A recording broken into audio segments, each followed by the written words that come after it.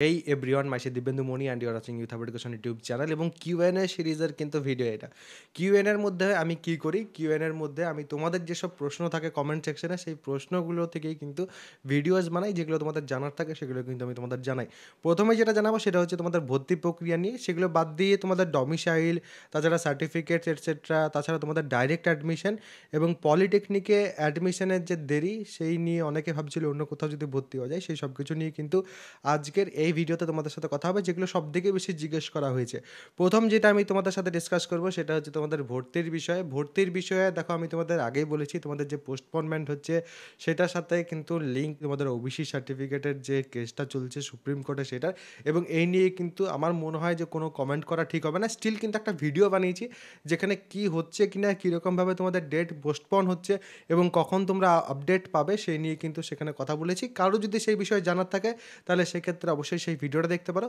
এবং এই বিষয়ক আপডেটস, কারণ তোমাদের 21 তারিখে এখন আপাততভাবে তোমাদের এই যে ফর্ম ফিল আপ সেটাকে এক্সটেন্ডেড করা হয়েছে, তারপর কি হতে চলেছে 22 তারিখে প্রবাবলি তোমাদের ওবিসির যে কেসটা আছে সেটার হিয়ারিং হতে পারে প্রবাবলি, কারণ এখন অবধি কিন্তু কোনো কিছু ফিক্স নেই। বা বাকি যাই হবে সেটা আমি তোমাদের অবশ্যই কিন্তু জানিয়ে দেবো যখন হবে। চ্যানেলটা যা সাবস্ক্রাইব করে বেল আইকনটা প্রেস করে অল করে রেখে নাও, এই রিলেটেড সব আপডেটস কিন্তু আমি তোমাদের সাথে শেয়ার করব। নেক্সট যেটা সেটা হচ্ছে ডমিসাইল সার্টিফিকেট। দেখো, ডমিসাইলের ক্ষেত্রে a or be or C বলাই আছে তোমাদের প্রোফর্মার। যারা এখনও অবধি ভাবছে যে প্রোফর্মাতে সার্টিফিকেট না বানালেও হবে, তোমাদের কিন্তু প্রোফর্মাতেই সার্টিফিকেট বানাতে বলা হয়েছে। তো সেই ক্ষেত্রে প্রোফর্মাতেই কিন্তু তোমরা সার্টিফিকেট বানাবে। প্রোফর্মা কোথায় পাবে?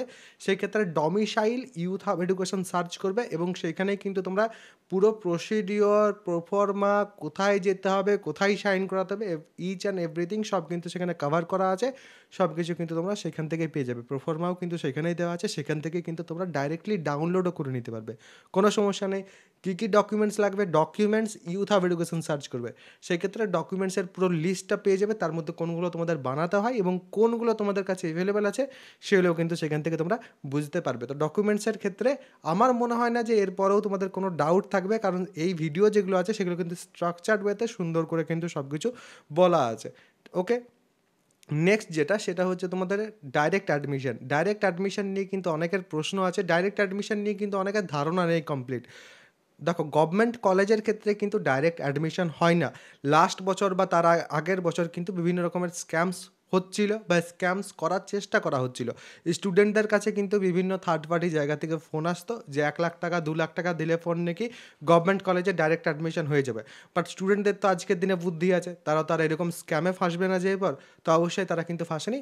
ডাইরেক্ট অ্যাডমিশন তখনই কিন্তু সেন্স ক্রিয়েট করো যখন তুমি টপ প্রাইভেট কলেজে ডাইরেক্ট অ্যাডমিশন নিচ্ছ। আদারওয়াইজ ডাইরেক্ট অ্যাডমিশনের কিন্তু কোনো সেন্স থাকে না। যদি কারোর ডাইরেক্ট অ্যাডমিশন নেওয়ার আছে টপ প্রাইভেট কলেজেসে, যেসব কলেজে তোমরা ভালো ফ্যাকাল্টি পাবে, অর্থাৎ ভালো টিচার পাবে, ভালো ফেসিলিটিস পাবে, তার সাথে সাথে ভালো প্লেসমেন্ট পাবে, পড়াশোনা থেকে প্লেসমেন্ট এভরিথিং একদম টপ কোয়ালিটির যেগুলো, সেগুলো আমরা কিন্তু টপ পলিটেকনিক বলি। এবং সেই টপ প্রাইভেট পলিটেকনিক যেগুলো, সেগুলো কিন্তু সংখ্যাটা অনেক কম। যদি তোমরা সেখানে কেউ ভর্তি হতে চাইছো, কারণ লাস্ট সময় চলছে এটা, ডাইরেক্ট অ্যাডমিশন যদি কেউ নিতে চাইছো তাহলে সেক্ষেত্রে আমার সাথে কিন্তু যোগাযোগ করতে পারো, কারণ প্রচুর স্টুডেন্ট কিন্তু এখন অ্যাডমিশন নিচ্ছে। ব্যাপারটা অনেকটা ট্রেন্ডিংয়ের মতোই কিন্তু চলছে।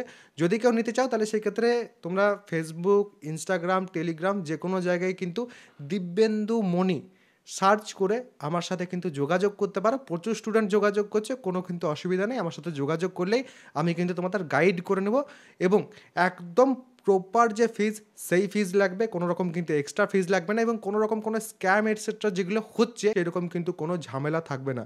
তো অবশ্যই এই ব্যাপারটা আমি তোমাদের বলে দিলাম। পলিটেকনিকে অ্যাডমিশন না হয়ে অনেকে ভাবছে অন্য জায়গায় অ্যাডমিশন হবো, সেই ক্ষেত্রে একটা ব্যাপার বলে দিই, আমাদের ওয়েস্ট বেঙ্গলের যেসব অ্যাডমিশন, সেই ক্ষেত্রে তোমরা যদি দেখো WBJEE পেছনে যাচ্ছে, নর্মাল তোমাদের কলেজের অ্যাডমিশন পেছনে যাচ্ছে, ITIটা তো এমনিতেই পেছনে যাচ্ছে।